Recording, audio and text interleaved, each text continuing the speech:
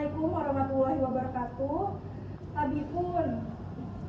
Perkenalkan, saya Dia Pemata Ginanti Ambarwati, NPM 21130411013, Program Studi Pendidikan Bahasa dan Sastra Indonesia, guna memenuhi mata kuliah pembelajaran Mikro BSI dengan dosen pengampu Ibu Eka Sofia Agustina, SPD MPD. Terima kasih.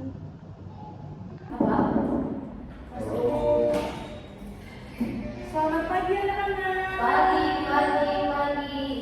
Gimana kabarnya hari ini? Sehat semua? Alhamdulillah, luar biasa. Allahu Akbar. Pada semangat ya hari ini ya. Kamu pada sahabat? Iya Ibu.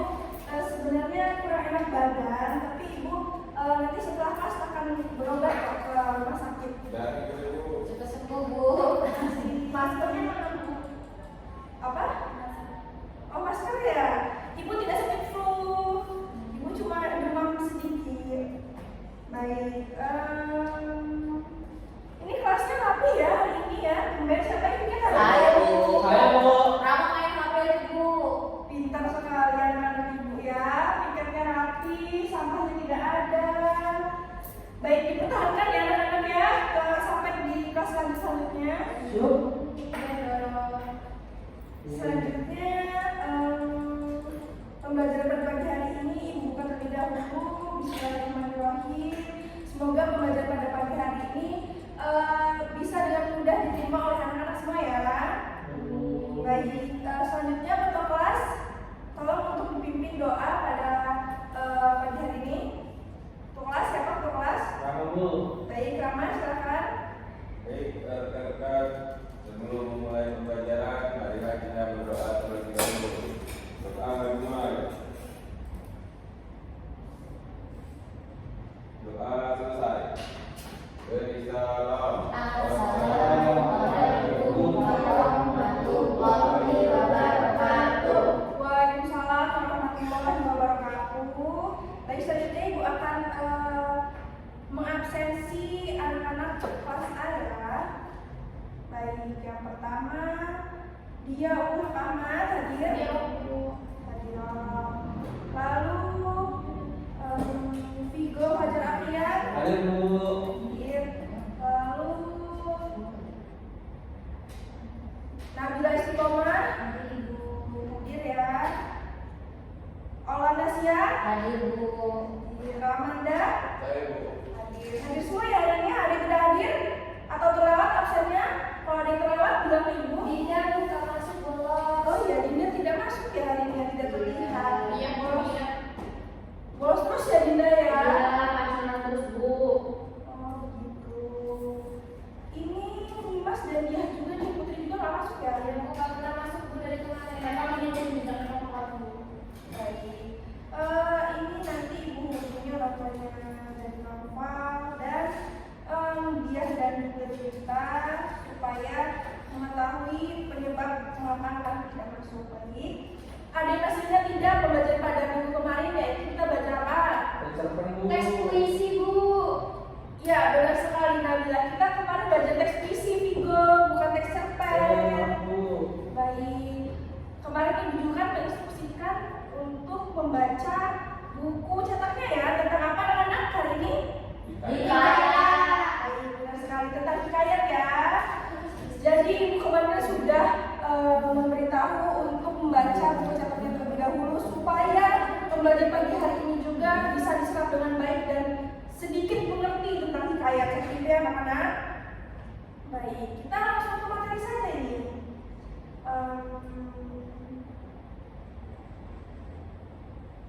Ya, ini kompetensi dasarnya dan ini tujuan pembelajarannya.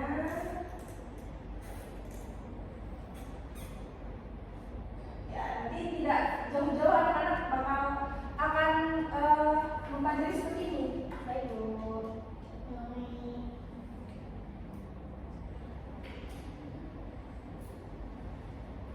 Kita langsung masuk ke pengertian hikayat ya anak-anak ya.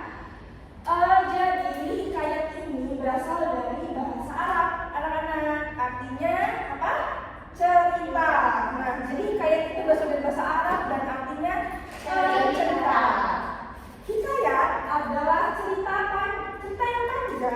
yang sebagai isinya mungkin terjadi sungguh-sungguh anak-anak. Tetapi di dalamnya banyak terdapat hal-hal yang tidak masuk akal, penuh keajaiban. Seperti anak-anak pernah menonton atau membaca hikayat tapi tidak sadar ya kalau itu hikayat. Seperti anak-anak tahu tidak legenda Danau Toba? Tahu ya, pernah ada di MNC TV kan ya? Pernah nonton ya anak-anak semua ya? Lalu Sangkuriang, seperti itu. Lalu hikayat dapat juga diartikan cerita rekaan berbentuk prosa panjang berbahasa Melayu yang menceritakan kehebatan dan kepahlawanan orang ternama dengan segala kesaktian keanehan yang mereka miliki. Seperti cerita itu juga anak-anak hikayat. Tahu tidak Roro Jonggrang? Tahu yang tidak masuk akal kan ya? Kalau candi dibuat dalam semalam 1000 candi. Nah itu bisa termasuk hikayat ya anak-anak ya. Baik, selanjutnya di sini terdapat ciri-ciri hikayat. Nah, anak-anak harus dicatat dulu ya ciri-cirinya, pengertiannya. Selain itu sudah dibagikan, anak-anak juga harus mencatat poin-poin penting supaya menjadi nilai plus nanti ya. Siap Ibu. Oke. Nah, ciri-cirinya ada anonim, istana sentris, magis, bersifat prologis, menggunakan banyak bahasa arkais atau klise. Nah, terus banyak kata-kata yang sulit dipahami, sulit memahami jalan ceritanya, lalu banyak menggunakan kosakata yang kini tidak lazim digunakan dalam komunikasi sehari-hari. Contohnya apa, Bu? Seperti prajurit, ayahanda masih dipakai ya hari ini. Nah, baginda, seperti itu yang masih berbau ke kerajaan itu lah anak-anak. Tapi masih ada Kalau ayahanda sekarang masih banyak dipakai ya anak-anak ya. Ananda, ayahanda, baginda, seperti itu. Ananda, ya lucu sekali ya namanya hari ini ya. Terima kasih sudah mencairkan suasana pada pagi hari ini. Semangat sekali nama sepertinya ya. Oh, yang bikin hari tadi siapa? Saya. Tapi tidak dihapus tulisnya. Tolong pola dihapus tempat tulisnya. Sebenarnya tadi semarang sudah bilang main HP Bu saya udah nyapu. Namanya tidak membantu ya. Iya.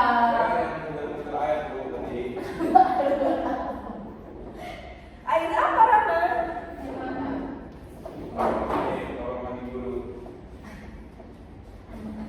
Baik, terima kasih ya Ola. Nah, di sini ciri-ciri ya, Ibu catat terlebih dahulu. Tanggal Bu ditulis. Tanggal berapa hari ini anak-anak? Ada nggak? 11/12/2023. Hari apa anak-anak? Selasa. Nah, di sini ada ciri-ciri dari hikayat.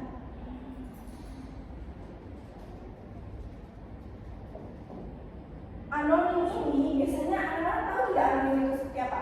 Tidak Tidak diketahui ya identitasnya. Anonim tidak diketahui.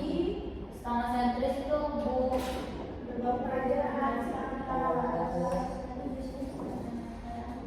Dua itu istana sentris. Nah, istana sentris ini anak-anak artinya cerita itu, hikayat itu berada di kerajaan atau keistanaan seperti itu. Nah, jadi hikayat juga seringkali kita temui berada di kerajaan ya anak-anak ya. Cerita-cerita yang tadi seperti dibilang, Roro Jonggrang, Tujuh Manusia Harimau juga ya. Itu masuk ada kerajaan juga. Kalau media kan rasakin ya, jadi tidak ada kerajaan dan itu fiksi ya. Nah, selanjutnya ada magis. Ada yang tahu anak-anak magis itu apa? ini Bu ada keajaiban gitu Bu. Iya, magis ini Magic itu ya Bu. seperti magic. Ada sihir. Iya, magic, sihir gitu ya. Nah, itu masuk ke ciri-ciri dari hikayat karena yang tadi Ibu ceritakan, yang Ibu bilang, Roro Jonggrang Bandung Bondowoso membuat 1000 candi dalam semalam. Tidak masuk akal ya anak-anak ya. Apalagi itu katanya dibantu dengan jin-jinnya Bandung Bondowoso. Nah, selanjutnya Prologis Bu. logis ini artinya tidak logis. Yang tadi yang ibu ceritakan tadi tidak masuk akal 1000 candi dibuat dalam satu malam ya. Sedangkan orang sekarang aja buat candi satu candi saja bisa menghabiskan waktu 1 bulan ya anak-anak ya. Baik, selanjutnya yang keempat apa? Prinsip atau Prologis.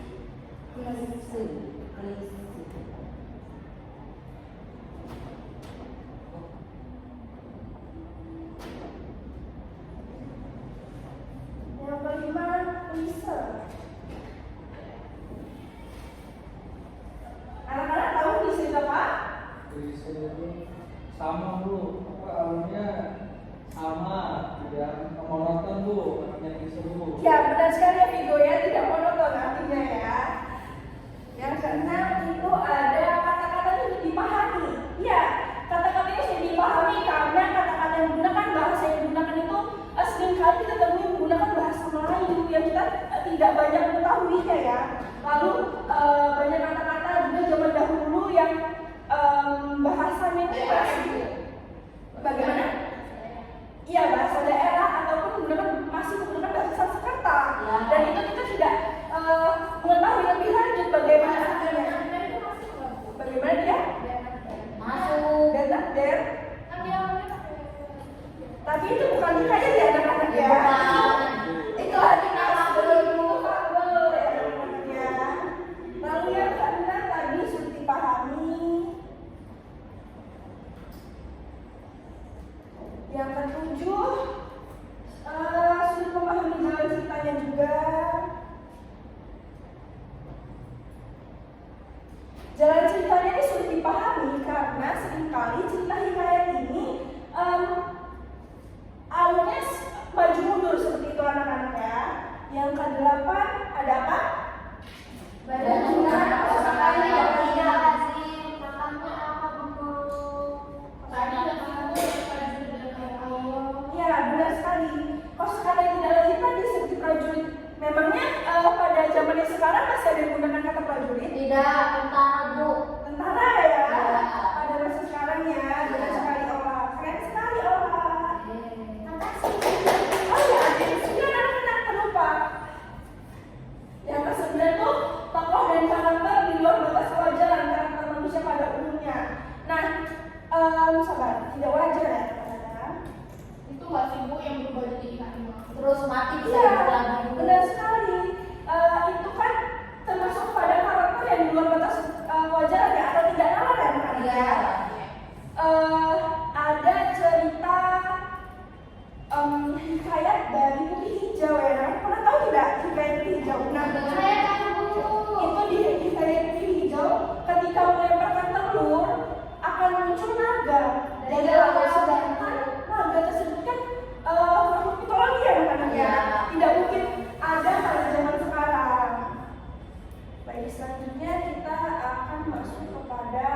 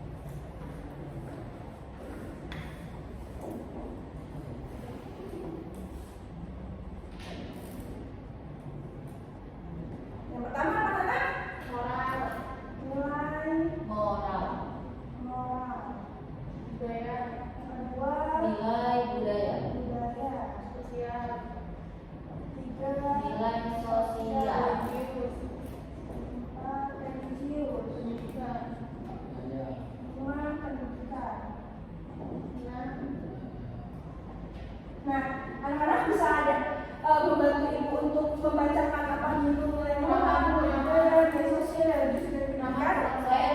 Baik, Ola nanti habis itu Rama ya, Ola dasar nomor 1 sampai nomor 2, Rama nomor 3 sampai nomor 5 ya.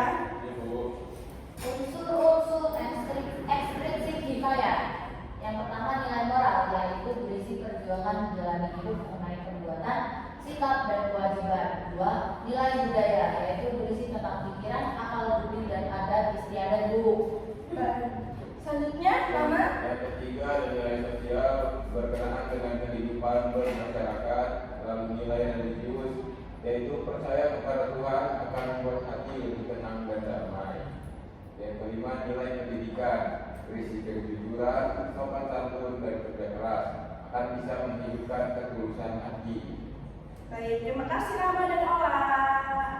Nah, ini nilai unsur-unsur ekstrinsik dari hikayat, moral, budaya, sosial, religius dan pendidikan. Ada yang ditanyakan sebelum lanjut ke pembahasan selanjutnya? Tidak. Selanjutnya kita akan menonton video mengenai hikayat, dan ini ibu bagi kelompoknya ya. Kelompok 1 Ola, Najla dan Dia, kelompok 2 Rama dan Vigo ya. Di sini ibu akan menampilkan video mengenai hikayat,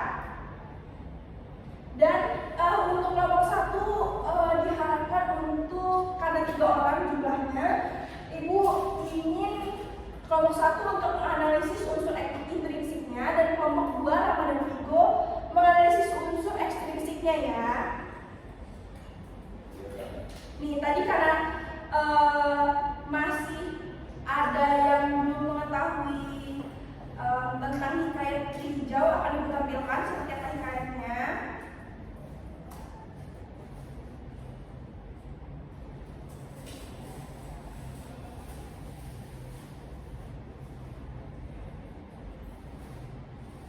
Disimak ya anak-anak ya.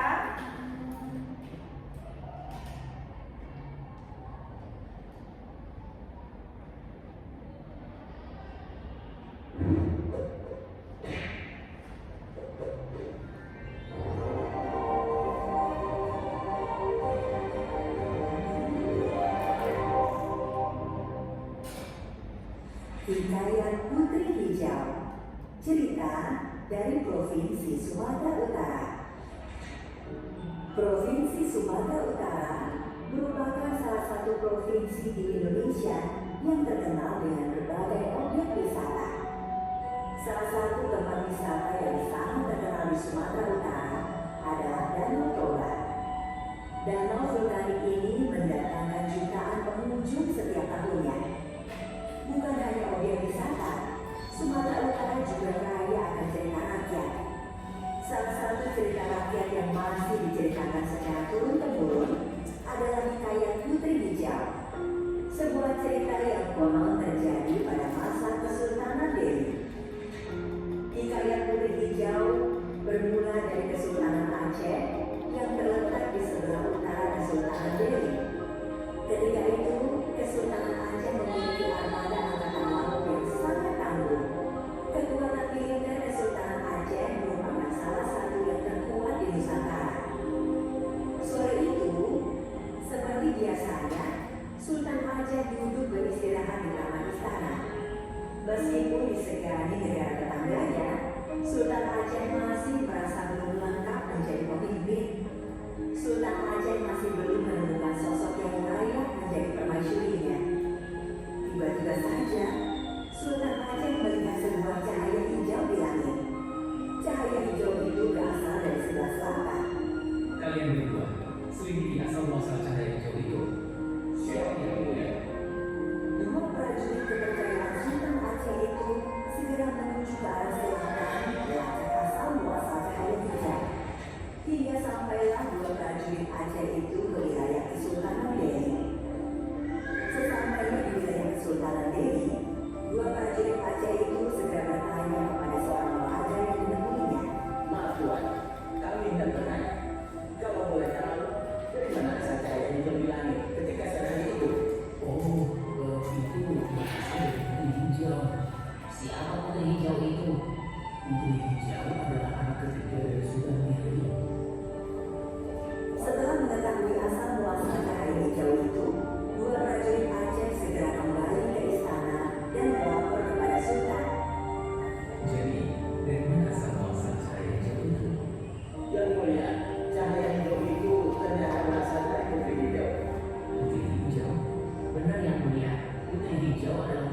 Sultan Dewi.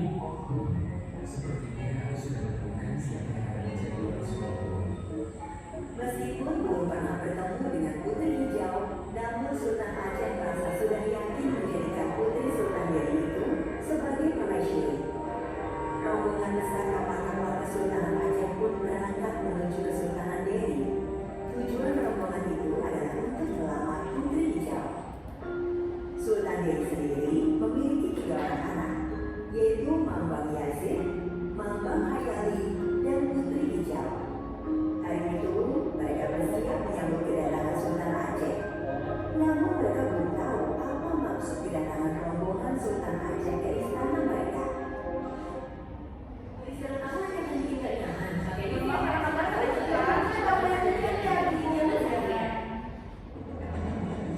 You and no stress dengan Greenfield Sexual Renewal Gentleman.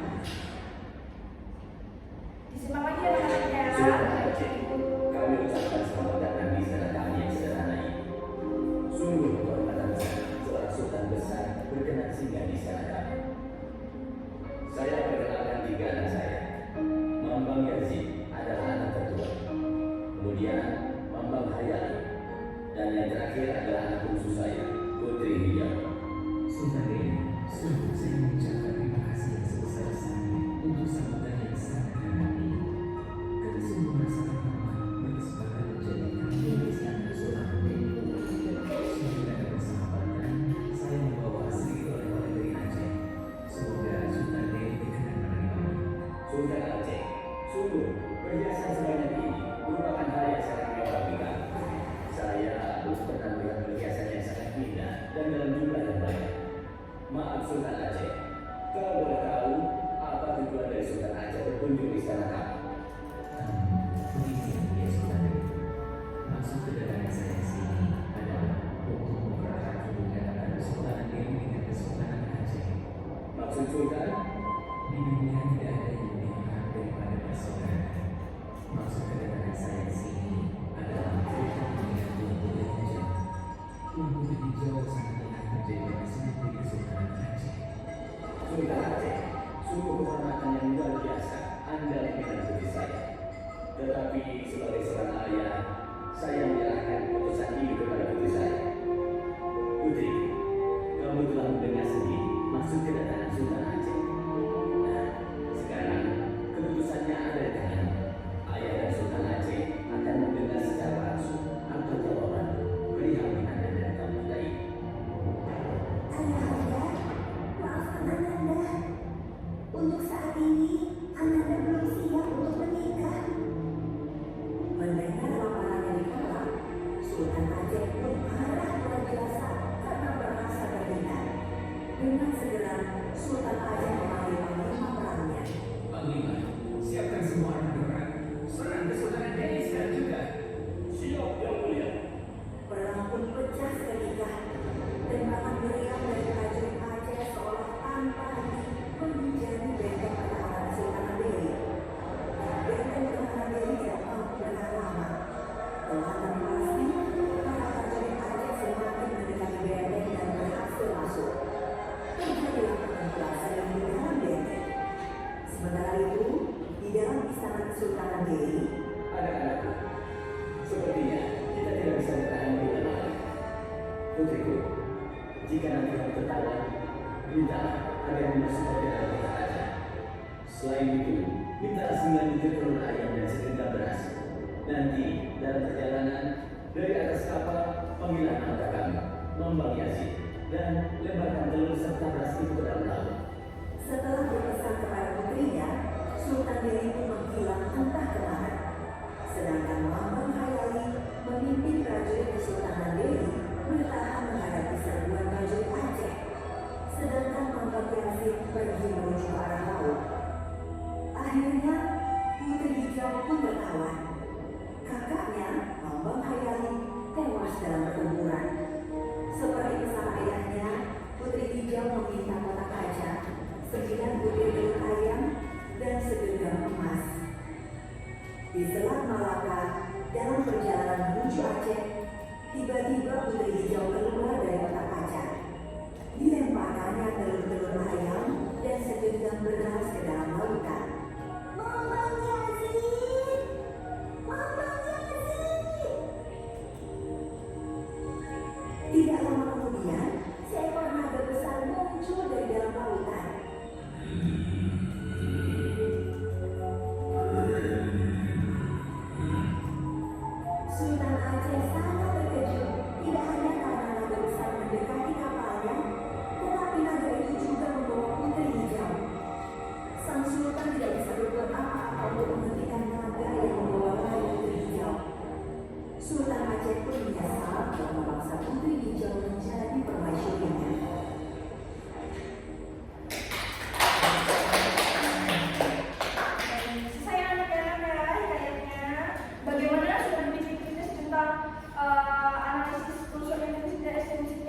Sudah Bu. Baik, silakan kelompok 1 menampilkan bagaimana unsur definisinya dari hikayat yang sudah ditonton tadi.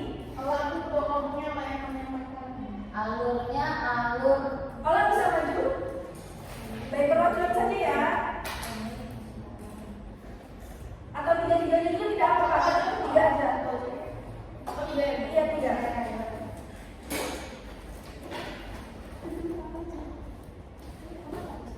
Yang keempat sudut pandang ya. Unsur intrinsik dari hikayat Putri Hijau tadi, alurnya alur maju, temanya cinta-cintaan Bu. Baik, selanjutnya. Terus penokohan. 3 itu penokohan ya Bu? Iya, dan 3 penokohan. Penokohannya itu ini Kesultanan Sultan Aceh, dia antagonis, serakah Bu, serakah, Cinta identitasnya baik. iya, Tadi jawabnya Baik. baik, kakaknya Baik. Semuanya baik baik semua, semua. bapaknya juga baik, iya. selanjutnya sudut pandangnya siapa? Iya. Ya, selanjutnya latarnya Itu kalau anak tempat itu dia di Kesultanan Dewi. Jadi sama sana ya. Sama di laut, ya. ya. Lalu amanatnya apa anak-anak? Nggak boleh serakah. Gak boleh memaksakan kehendak orang lain. Banyak sekali. Terima kasih kelompok 1 dan 2 sudah baik, selanjutnya Rama dan Ibu bagaimana unsur unsur ekstrinsiknya, apa saja yang terkandung dalam hikayat tadi? 5-5-nya ada Bu. Apa saja? Coba sebutkan nilai moralnya apa? Salah satu saja, tidak apa. Salah satu nilai apa? Nilai moralnya Bu. Baik, bagaimana nilai moralnya? Tidak boleh memaksakan kehendak. Ya Bu, betul. Baik, nilai moralnya saja ya, salah satunya saja ya. Baiklah anak-anak, kita sudah menonton video, mendapatkan materi dan menganalisis juga ya per kelompok ya. Baik, karena kita sudah berkelompok dan menganalisis setiap kelompoknya, Ibu tidak memberikan tugas pada pagi hari ini pertemuan ini.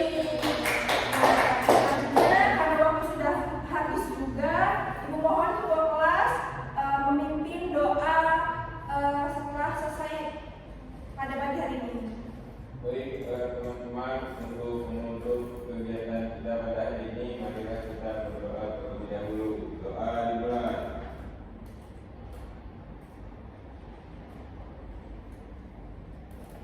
Doa selesai. Berisalah